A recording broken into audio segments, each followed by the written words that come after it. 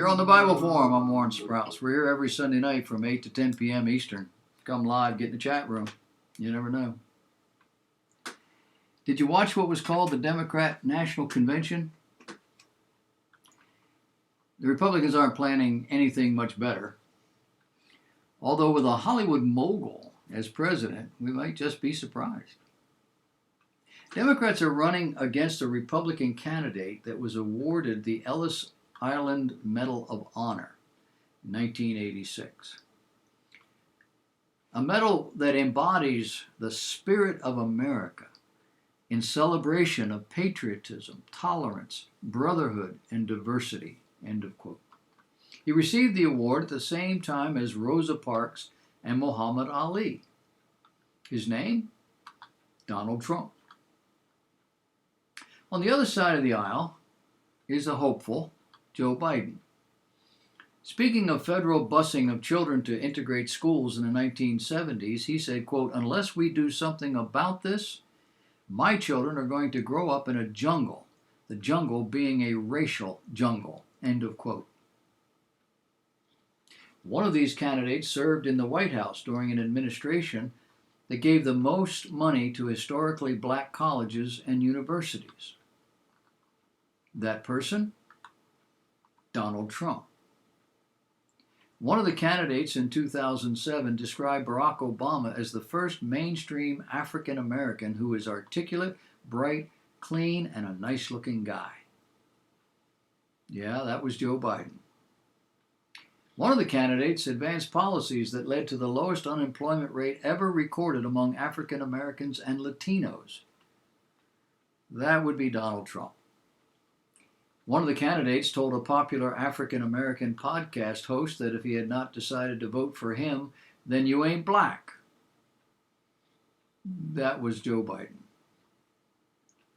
One of the candidates successfully passed, with bipartisan support, federal criminal justice reform, which is currently helping alleviate disparities in sentencing of minorities, considered a huge accomplishment on both sides of the aisle. Yeah, you guessed it. Donald Trump.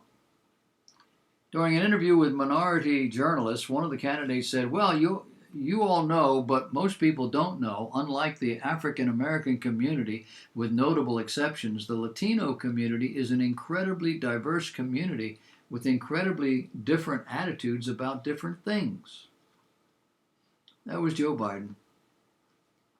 It was also Biden who actively fought for segregation, lied about his involvement in the civil rights movement, and continuously makes outrageously offensive comments about minority Americans. And lastly, which candidate did Senator Kamala Harris say the following? "I agree with you when you commit yourself to the importance of finding higher ground. But I also believe, and it's personal, and it was actually very hurtful to hear you talk about the reputations of two United States senators who built their reputations and career on the segregation of race in this country." If you guessed Joe Biden, you guessed right. Consider how Kamala Harris, the same person, publicly proclaimed her belief in the sexual harassment accusations against Joe Biden. How she has now abandoned the Me Too movement in order to climb the political ladder as Biden's vice presidential running mate. Then ask yourself how you will vote. And when you vote, what will you get? We are actually voting to make Kamala Harris president. Biden doesn't have alertness, poise, a racial filter, nor the stamina to make it through 4 years of what is billed as a most grueling job. And then there's Bill Clinton. Former President Bill Clinton, who infamously engaged in a sexual relationship with a White House intern during his presidency in the Oval Office, criticized the way the Oval Office has been used during President Donald Trump's presidency. Pot in the kettle. He said, at time like this, the Oval Office should be a command center. Instead, it's a storm center. There's only chaos. Just one thing never changes: his determination to deny responsibility and shift the blame. With Bill Clinton, the buck never stops there. Donald Trump says we're leading the world. Former president said, well, we are the only major industrial economy to have its unemployment rate triple. As a editorial note, I have to put in here, can anybody say coronavirus? Did Clinton think of that? Did it matter?